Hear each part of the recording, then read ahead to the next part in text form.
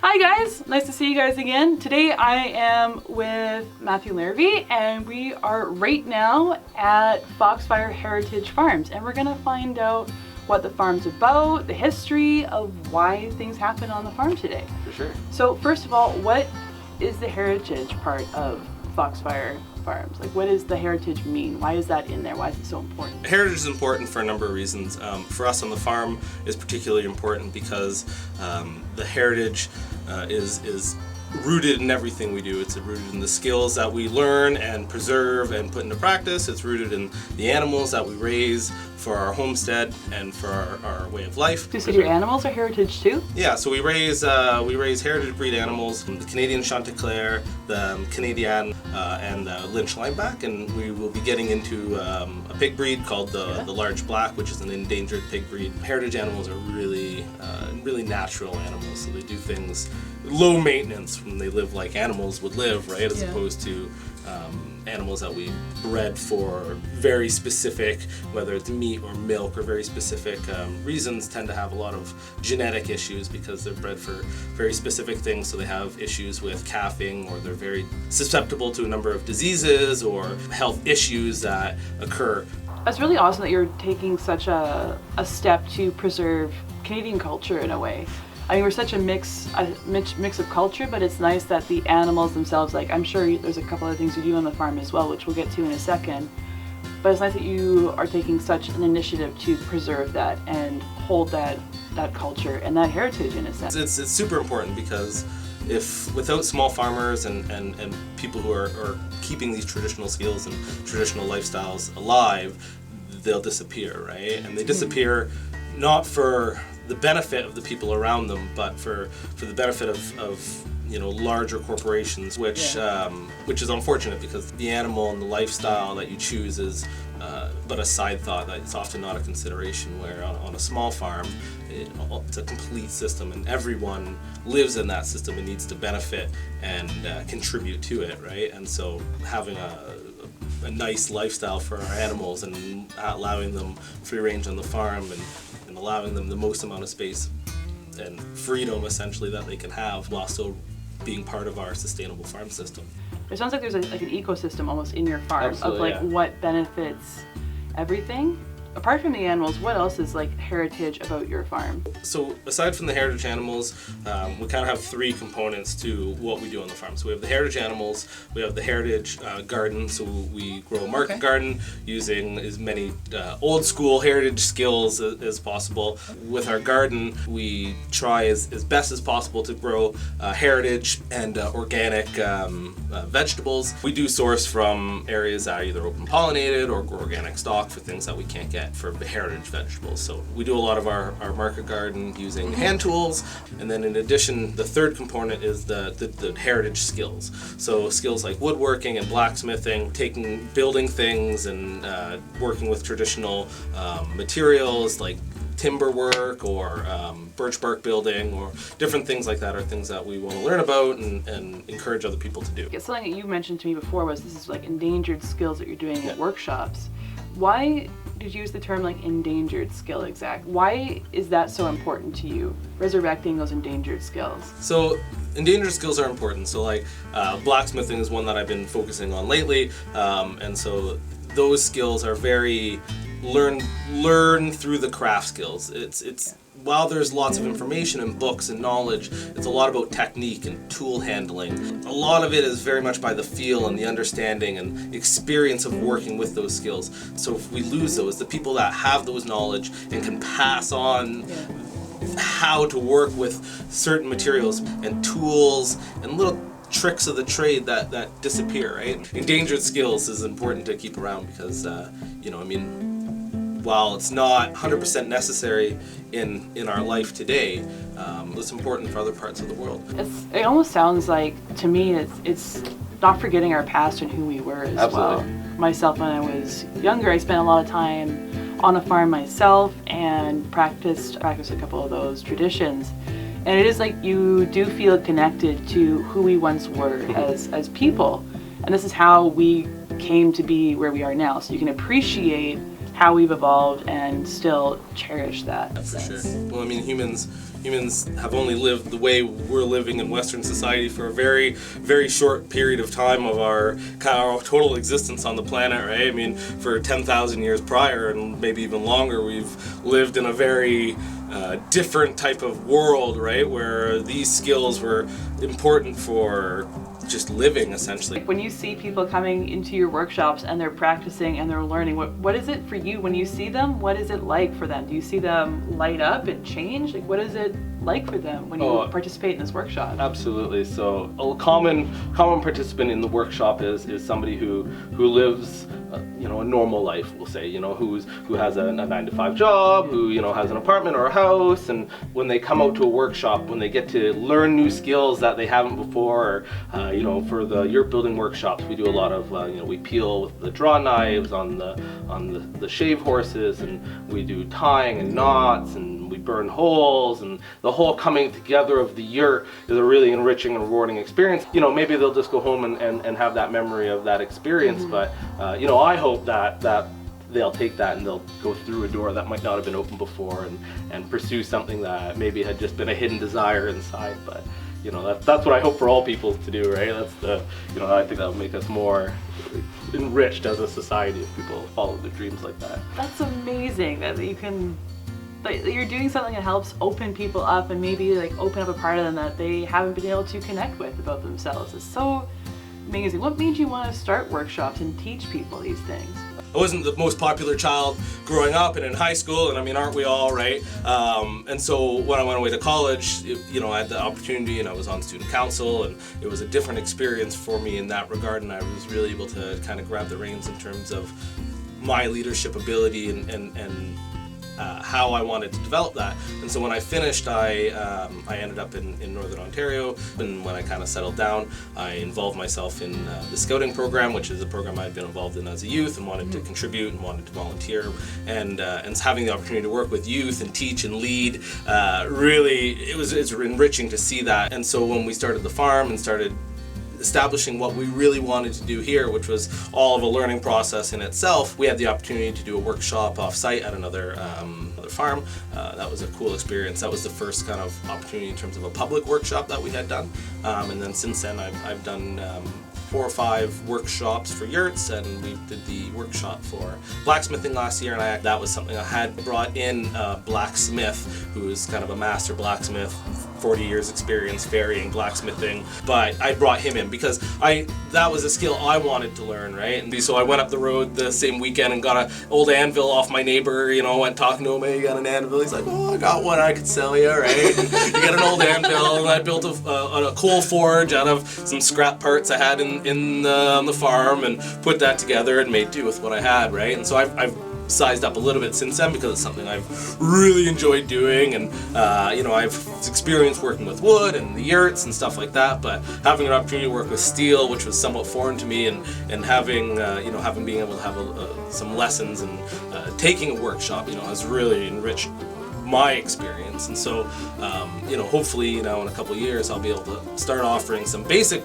workshop blacksmithing on my own, because we'll have Terry, we're having him back hopefully twice this year. We're under another basic blacksmithing workshop, but also to do an advanced. Because he's a master blacksmith, he does all kinds of different things. We're gonna have him do some Damascus steel and do a workshop on that. And his interest is medieval weaponry, right? So he keeps trying to get me to run a medieval weaponry making workshop. And I go, okay, well, we'll see. We'll work up to that, right?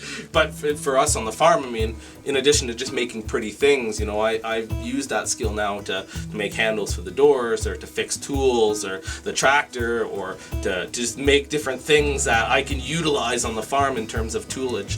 The idea behind what we want to do here as a end game is to create a completely sustainable, self-sufficient system. We have just shy of 100 acres.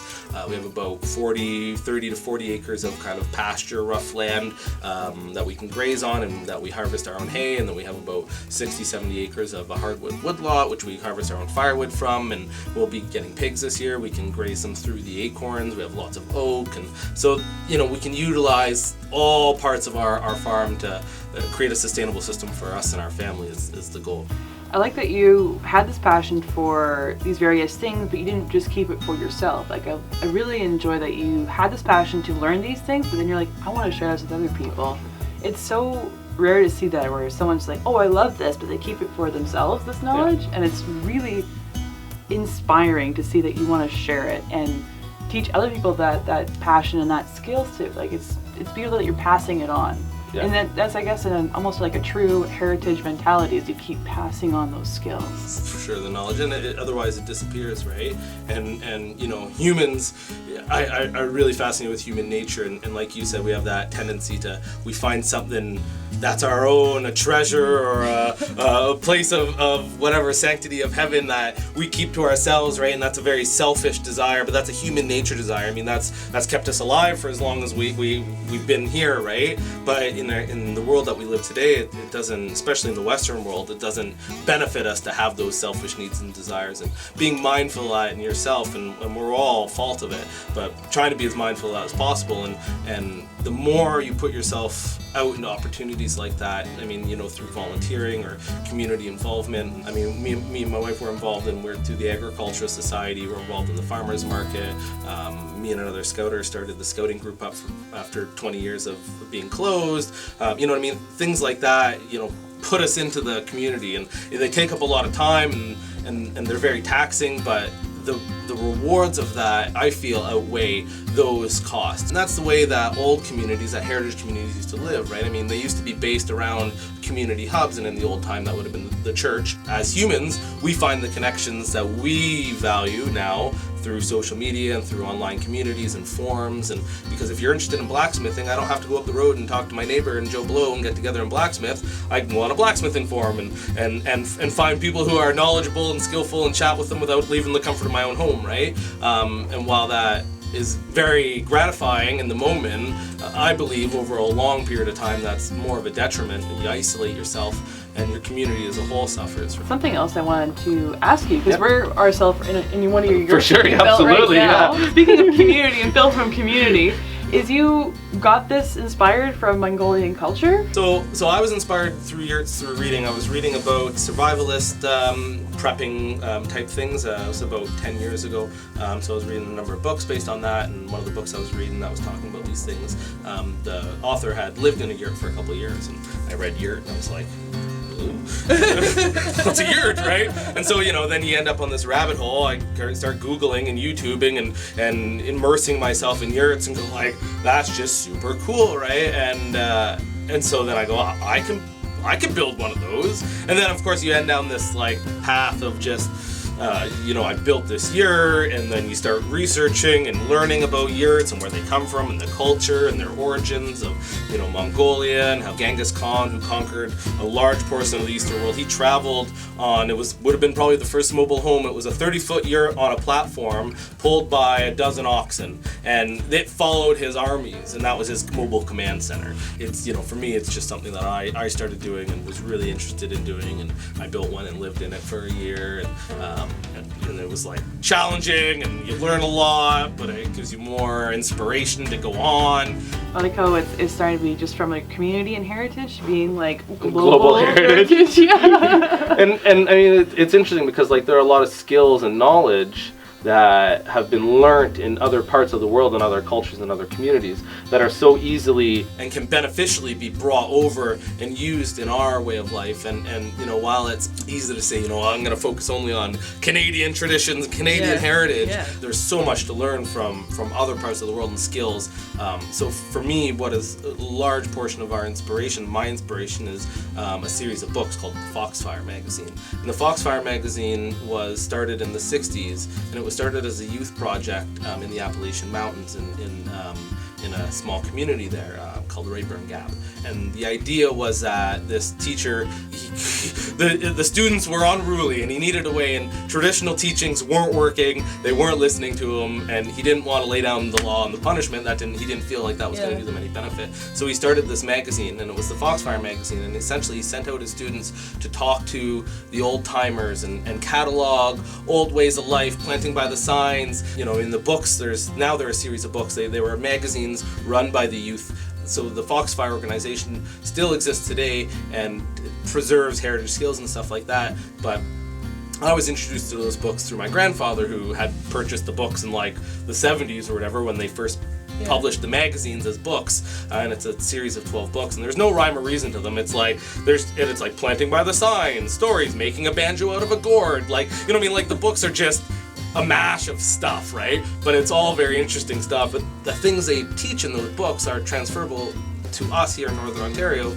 just as much as they are in the Appalachian Mountains. You know, while I might not take their advice of when to plant my corn, I you know what I mean, there are things that can translate over, right? Part of that is what inspired our name. Foxfire, where the term Foxfire comes from, is it's a mushroom that grows in the woods, and it's a phosphorescent mushroom, so it glows in the dark. And so my only experience, and it was an amazing experience for me with Foxfire, was here. And about 3 years ago, we had a summer camp with the Scouts out in the bush, and it was a dark night, no moon. We just at dark, we kind of walked up to where we were doing our campfire, and it was neat because you could see just basically the white birch trees. As you're walking in the dark, the white birch trees are the only thing that were lit up, and as your eyes adjusted. And we went up, we had a nice long campfire and some songs and had a good time. And then after campfire, we descended from where we were doing campfire to walk through the bush, and I suggested to the youth, I said, hey, you know, it would be really cool if we turned off our lights. It's dark, no moon, it's dark, and let's turn off our flashlights and try to navigate back in the dark, right? And so that was a fun challenge for the youth, and we all laughed and were off the trail, and so we ended up one hand on each other's shoulder, kind of leading the way. And as my eyes adjusted, I thought it was playing tricks, and I could see kind of lights, and I was, what's that, right? So I went over off into the bush, since everyone stopped. We went over, and I picked up a stick, and it was glowing with green. And these little mushrooms, as I looked at them in the daylight, and they're just little kind of like shelf mushrooms, real tiny, but they glowed in the dark, and it was really neat. So, and then the experience the youth had, we were sleeping in kind of like lean-to shelters that they had built during the day, and so they're lining their shelters with these mushrooms like they're Christmas lights, right? And so, you know, that was a memory for me, having that experience here, after, you know, having those magazines and those books being part of my life, and then doing being part of everything we want to do. I think it all played a part in what I do. Before we wrap this up, I wanted to ask you if you could give advice to somebody on how to pursue their dream. What would be your inspiration to somebody else? I guess the only thing I could say is just do it. Just go out and do it. You know, I mean, there's so many barriers in our way, whether that's physical barriers, monetary, or just go do it. You make it happen. It's going to be a hard, it's challenging, there's lots of ups and downs. You have to overcome them, and it's difficult. It really is. It's a challenge. You know, there are people in your life who are going to discourage you. Maybe it's family, maybe it's friends. You know, there's a musical from the 60s called Finian's Rainbow, and in there's a whole bunch of songs, but one of the songs says, why follow anyone who doesn't follow their dreams, right? And you know, that sums it up, you know. So we have to live. That's all there is to it. So we have to live our own lives. Oh, that's gonna stick with me now. Okay, so I'm gonna link below all the information where you can find Foxfire Heritage Farms and where you can possibly connect with Matthew. Also, if you love the idea of doing workshops, please follow through and then tag me. I want to see you guys doing really amazing things. So thank you guys for watching. I hope we'll see you again, and I hope you found really amazing inspiration from this. Thank you so much, Matthew. No problem. Thanks for coming out. Okay. Cheers. Bye. Hi guys, I hope you liked the video and getting to know Matthew and Foxfire Heritage Farms. It's really cool seeing someone do something so different and something with such an amazing purpose. I really hope you found inspiration from it. So if you want to see more videos like this in the future, please like and subscribe. You can comment down below. Let me know what you might want to see in the future. Just so you know as well, I do have a Facebook, Instagram, and Patreon account, so you can kind of follow more closely. Until then, till the next video, I hope you guys have a great day and be inspired. See ya.